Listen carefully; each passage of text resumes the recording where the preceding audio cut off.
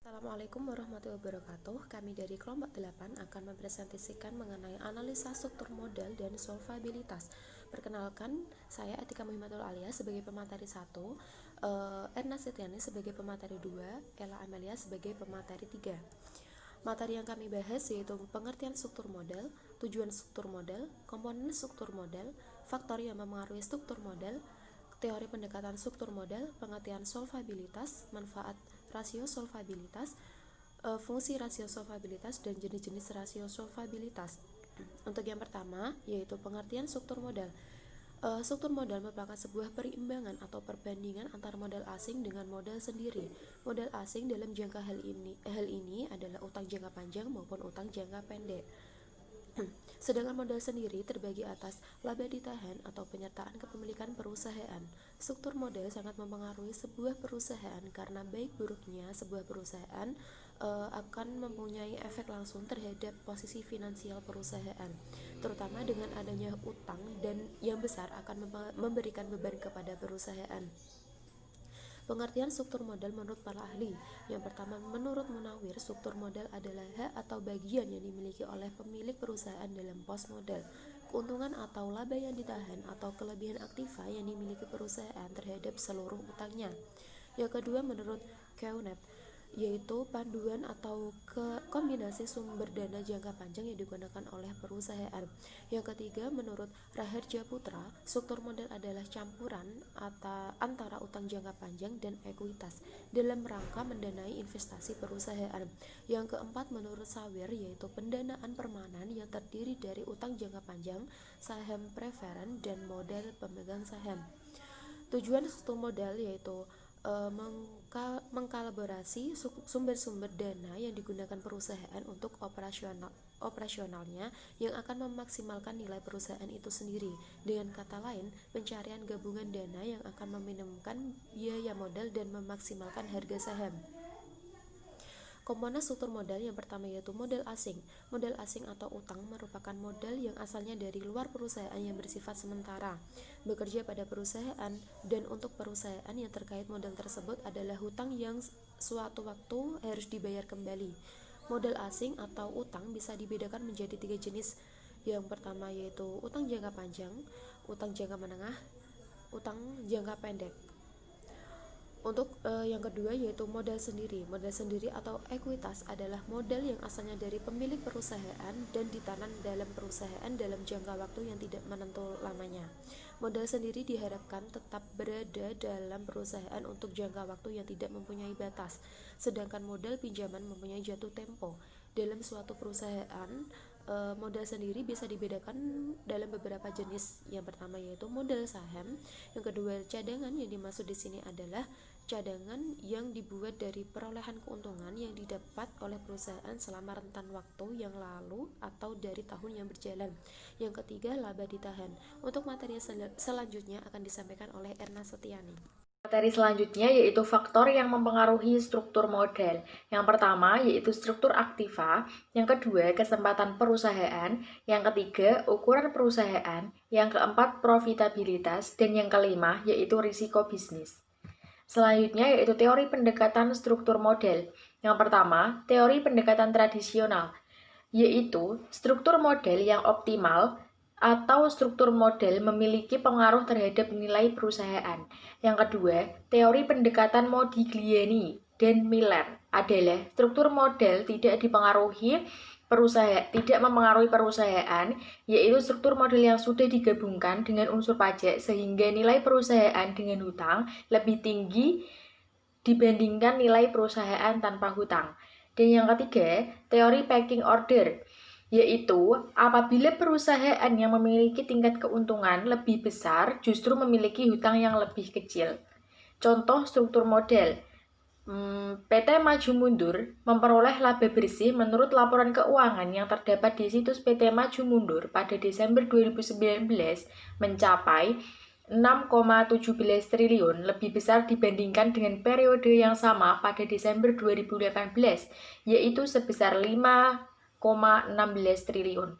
Dari laporan keuangan yang dipublikasikan di BEI, tercatat penjualan bersih pada Desember 2019 sebesar 45,332 triliun, lebih besar dibandingkan periode yang sama pada Desember 2018 sebesar 38,403 triliun.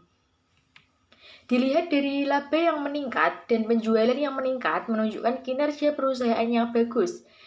Salah satu aspek yang perlu diperhatikan oleh setiap perusahaan adalah modal, karena tanpa modal, setiap perusahaan tidak akan bisa melakukan aktivitas sesuai dengan tujuan yang ditetapkan oleh perusahaan. Oleh karena itu, sebuah perusahaan harus menentukan struktur modal. Yang selanjutnya yaitu pengertian solvabilitas. Solvabilitas adalah kemampuan perusahaan untuk memenuhi utang jangka panjang dan kewajiban keuangan. Hal ini sangat penting untuk tetap dalam bisnis karena menunjukkan bahwa perusahaan mampu melanjutkan operasi di masa depan. Solvabilitas jangka pendek biasanya berfokus pada jumlah uang tunai dan aset saat ini yang dapat digunakan untuk menanggung kewajiban. Solvabilitas jangka panjang biasanya berfokus pada kemampuan perusahaan untuk menghasilkan di masa depan untuk memenuhi.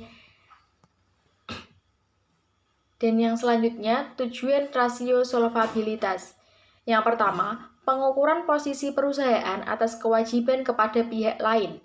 Yang kedua, mengukur kemampuan perusahaan untuk memenuhi liabilitas tetap seperti persyaratan pinjaman termasuk bunga. Yang ketiga, mengukur keseimbangan antara nilai aset pada aset tetap tertentu dengan modal. Dan yang keempat, mengukur jumlah aset operasional yang dibiayai oleh hutang. Selanjutnya, untuk mengukur besarnya pengaruh utang perusahaan terhadap pengelolaan aset. Dan yang keenam, mengukur berapa banyak dari setiap model KRIS Indonesia digunakan untuk memastikan utang jangka panjang. Yang ketujuh, yaitu mengukur berapa banyak dana pinjaman yang segera dibebankan, ada sebagian kecil dari ekuitas. Selanjutnya, yaitu manfaat rasio solvabilitas. Yang pertama, dapat digunakan untuk menganalisa stabilitas posisi perusahaan sehubungan dengan kewajiban kepada pihak lain. Yang kedua, dapat digunakan untuk menganalisis kemampuan perusahaan untuk memenuhi liabilitas tetap, seperti persyaratan pinjaman, dan itu termasuk bunga. Yang ketiga, dapat digunakan untuk menganalisa keseimbangan antara nilai aset, khususnya aset tetap. Dan yang keempat, dapat digunakan untuk menganalisis ukuran aset perusahaan yang dibiayai oleh hutang. Yang kelima, dapat digunakan untuk menganalisa berapa banyak hutang perusahaan mempengaruhi manajemen aset. Dan yang terakhir, digunakan untuk menganalisa bagian dari masing-masing model Indonesia sebagai jaminan jangka panjang utang. Selanjutnya yaitu fungsi rasio solvabilitas. Yang pertama, berguna untuk seorang atau perusahaan yang ingin berinvestasi dalam saham. Yang kedua, memberikan kredit kepada perusahaan. Yang ketiga, menentukan tingkat kesehatan bisnis pemasok. Yang keempat, menentukan tingkat kesehatan pelanggan atau bisnis pelanggan. Yang kelima, tingkat kesehatan kerja dinilai dalam karyawannya. Yang keenam, tentukan jumlah pajak yang dibebankan oleh perusahaan kepada pemerintah atau tentukan tingkat keuntungan yang wajar dari suatu industri. Yang ketujuh, menentukan tingkat pengembangan bisnis untuk evaluasi. Selanjutnya, menentukan tingkat kekuatan keuangan pesaing. Dan yang terakhir, yaitu menentukan jumlah kerusakan yang dihadapi oleh perusahaan. Sekian presentasi yang saya paparkan. Selanjutnya akan dijelaskan oleh Mbak Ella Amelia. Melanjutkan materi dari Mbak Erna Setiani. Materi selanjutnya adalah jenis-jenis rasio solvabilitas. Yang pertama adalah debt to asset ratio atau DAR. DAR adalah rasio solvabilitas digunakan untuk menunjukkan atau mengukur perbandingan jumlah utang dengan jumlah aset. Artinya, berapa banyak aset perusahaan yang dibiayai oleh hutang dan berapa banyak hutang perusahaan berdampak pada pengelolaan aset perusahaan. Semakin tinggi nilai DAR menunjukkan bahwa semakin besar jumlah aset yang dibiayai oleh hutang, semakin kecil jumlah aset yang dibiayai oleh modal. Semakin besar atau tingginya risiko perusahaan melunasi kewajiban jangka panjangnya. Semakin besar beban bunga hutang yang terutang oleh perusahaan. Rumus debt ratio adalah total hutang dibagi total aktiva. Yang kedua adalah debt to equity ratio atau DER. DER adalah rasio yang digunakan untuk menilai atau mengukur perbandingan jumlah yang jatuh tempo dengan jumlah modal atau ekuitas. Ini berarti bahwa hal itu dapat digunakan untuk mengetahui berapa banyak modal yang dibuat sebagai jaminan untuk utang perusahaan. Semakin tinggi nilai DER karena hal ini akan menyebabkan meningkatnya risiko likuiditas perusahaan. Jika nilai rasio ini rendah, maka semakin tinggi jumlah pembiayaan yang diberikan oleh pemilik perusahaan. Rumus debt to equity ratio adalah total hutang dibagi modal atau ekuitas. Yang ketiga adalah long term debt to equity ratio atau LTDER. LTDER adalah rasio yang menilai atau mengukur perbandingan antara utang jangka panjang dan modal. Tujuan dari rasio adalah untuk mengukur berapa banyak dari masing-masing modal yang digunakan sebagai penjamin utang jangka panjang. Rumus LTDER adalah utang jangka panjang dibagi modal sendiri. Yang keempat adalah times interest earned ratio atau TIER.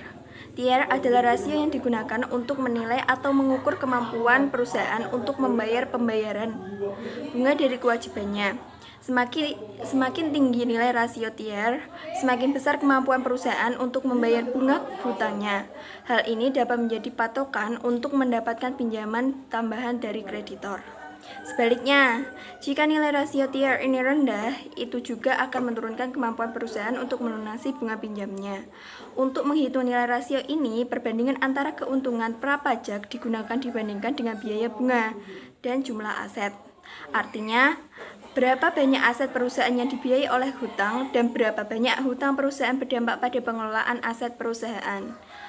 Rumus time interest earned adalah laba bersih sebelum pajak dan pajak dibagi beban bunga.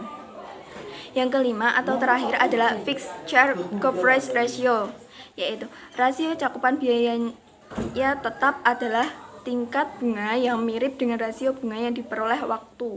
Perbedaan antara kedua rasio adalah jika perusahaan menerima utang jangka panjang atau mempekerjakan aset atas dasar kontrak sewa atau sewa. Fixed charge coverage dapat dihitung dengan rumus EBT ditambah biaya bunga ditambah kewajiban sewa dibagi dengan biaya bunga dan kewajiban sewa. Sekian presentasi dari kelompok kami. Bila ada kekurangan atau sanggahan, mohon didiskusikan. Wassalamualaikum warahmatullahi wabarakatuh.